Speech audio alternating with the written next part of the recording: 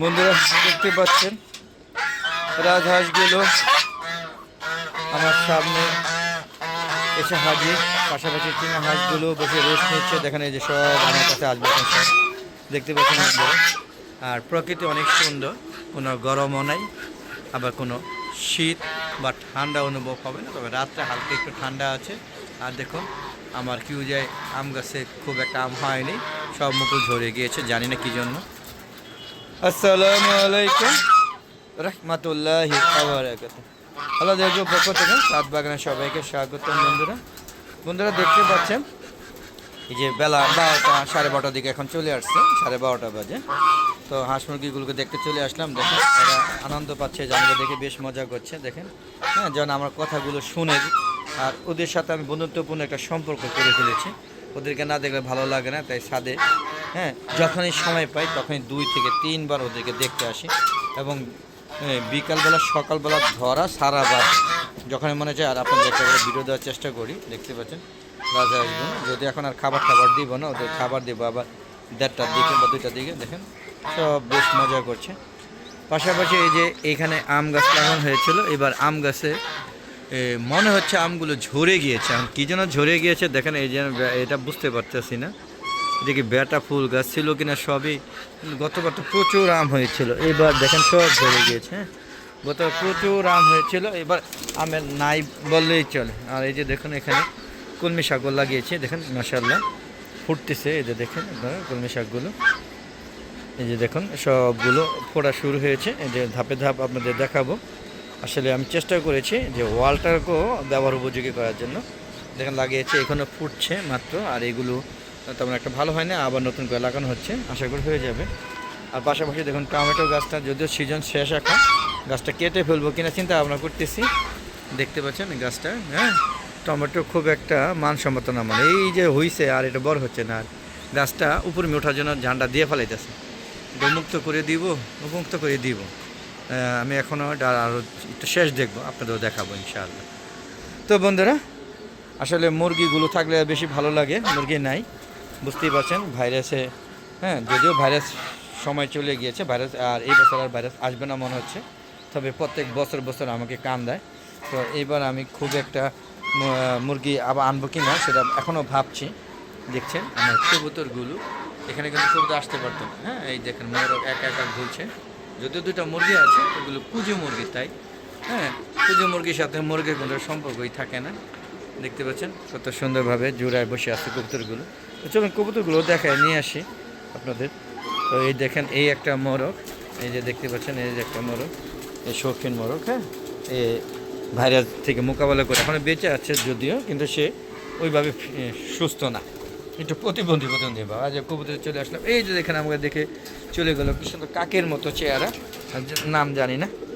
দেখতে পাচ্ছেন কবুতরগুলো সব হ্যাঁ ঘুরছে, যদিও খাবার আছে এখনও, দেখেন ভালো খাবার আছে। দেখতে পাচ্ছেন এই যে দেখেন বেবিগুলো, এই দেখেন বেবিগুলো কত সুন্দর কিউট না বন্ধুরা।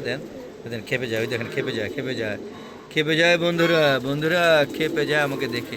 আমার কাছে এই যাত্রা ভালো লাগে, এই যাত্রা একটা যাত্রা আঁকবো, যদি বিক্রি করে ফেলি তাহলে এইটা। আর হুমা লাল এবং হ্যাঁ হুমা লাল প্রজাতি এবং কালো প্রজাতি, এই যে এই যাত্রা রাখবো, এটা হুমা লাল।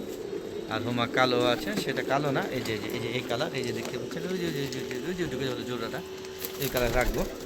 হ্যাঁ পাশাপাশি আপনারা দেখেন এই দেখেন এইগুলো মুরগিতে কিন্তু বসে আসলে এখন সে ডিম পেয়েছে মনে হচ্ছে, দেখি হ্যাঁ ডিম পেয়েছে, আপনাদের দেখানোর চেষ্টা করলাম, তাই ওদেরকে আর বিরক্ত করলাম না। দেখেন কবুতর আছে, তবে কবুতরগুলো কিন্তু ম্যাক্সিমাম ওই যে বামে বাজিগর বলে বাস পাখিগুলো খেয়ে ফেলে। দেখেন একটা মধ্যে 3টা গিয়ে আড্ডা দিতে দেখেন, এই দেখেন হ্যাঁ ওই দেখেন বেবি বসে আছে, ওই দেখেন বেবি। বাস পাখি কী করে, এই যে কবুতরগুলোকে ছু মেরে বামের থেকে নিয়ে যায়, যদিও এখান থেকে নিতে দেখে নেই, বামের থেকে নিয়ে যেতে দেখেছি আমার চোখে। আর যেমন দেশি প্রজাতির মুরগিগুলো, এগুলো ডিম নিজে খেয়ে ফেলে। অনেক ভাইরাস হয়েছে, আল্লাহর আমাদের 3টা বেঁচে আছে, এদেরকে মুক্ত করবো। হ্যাঁ রমজানটা শেষ হয়ে গেলে ওদেরকে বের করে দেবো। এখন নতুন ছাড়লে বিরক্ত করবে, রোজা রেখে এই হাঁস মুরগিগুলোর লোকে যুদ্ধ ঘোষণা করতে হবে এই নতুনগুলো। তো বন্ধুরা এই ছিল আমার এই যে কবুতরের অংশ। তো বন্ধু এখান থেকে বের হয়ে যাওয়ার আগে বলবো যারা এখনও আমার চ্যানেলটাকে সাবস্ক্রাইব করেননি তারা অবশ্যই আমার চ্যানেলটাকে সাবস্ক্রাইব করে নেবেন। আমার পাশে বেল আইকনটা ক্লিক করে দেবেন, তাহলে নতুন ভিডিওগুলো তো অবশ্যই সাবস্ক্রাইব করার সাথে সাথে নতুন ভিডিওগুলো নোটিফিকেশন আকারে আপনার ইউটিউব চ্যানেল চলে যাবে। আর অল বাটনে ক্লিক করলে আপনাদের আমার যে সারা জীবনে যে 4-5 বছর ইউটিউব চ্যানেলটা চালাচ্ছি সমস্ত ভিডিওগুলো আপনারা দেখতে পারবেন। আমার আগে কীভাবে সার্চ শুরু করেছি এবং শুরু থেকে শেষ পর্যন্ত সব ভিডিওগুলো আপনারা ইচ্ছা করলে দেখতে পারবেন। তো বন্ধুরা, আমার কিন্তু একটা ফেসবুক পেজ আছে। ফেসবুক পেজটা চলুন যেতে যেতে কথা বলি। ফেসবুক পেজটা মিজান এগ্রো বিডি। অবশ্যই ফেসবুক পেজটাকে প্রথমে ফলো দিবেন, ফলো দিয়ে সম্পূর্ণ ভিডিও দেখে তারপরে সুন্দর সুন্দর মতামত দিবেন এবং শেয়ার করে সবাইকে দেখার সুযোগ করে দিবেন, যেন সবাই ছাদ বাগানে হাঁস মুরগি ও গাছপালা পালনে উৎসাহিত হয়। তো এই ছিল আমার কথা। আর আপনাদের বলবো যে যারা ছাদে হাঁস মুরগি লালন পালন করেন তাদেরও কীরকম ভাইরাসের সম্মুখীন হতে হয় কিনা, বলে আপনার কী ধরনের পদক্ষেপ নেন সেটা অবশ্যই কমেন্ট করে জানাবেন। আর বন্ধুরা, অনেক ইউটিউব চ্যানেলের বন্ধু যারা আছেন আমার সবাই আমার সাথে কমেন্ট করেন। আমি প্রতিটা কমেন্ট কিন্তু উত্তর দিয়ে থাকি মনোযোগ সহকারে পড়ে। আর আপনারা আরও কমেন্ট করবেন, আরও বেশি বেশি দেখবেন। আর বন্ধুরা, ইউটিউব চ্যানেলের ভিডিওগুলো 4টার পরে আপলোড করে থাকি, আর ফেসবুক পেজে ভিডিওগুলো সন্ধ্যা 6টার পরে আপলোড করে থাকি। তো দেখা আমন্ত্রণ জানিয়ে আজকের মতো বিদায় নিচ্ছি। ভালো থাকবেন, সুস্থ থাকবেন, নিরাপদে থাকবেন, আর বেশি বেশি আমার ভিডিও দেখবেন। আসসালামু আলাইকুম ওয়া রাহমাতুল্লাহি ওয়া বারাকাতুহু। বন্ধুরা, দেখা হবে আবার, ততক্ষণে বিদায়।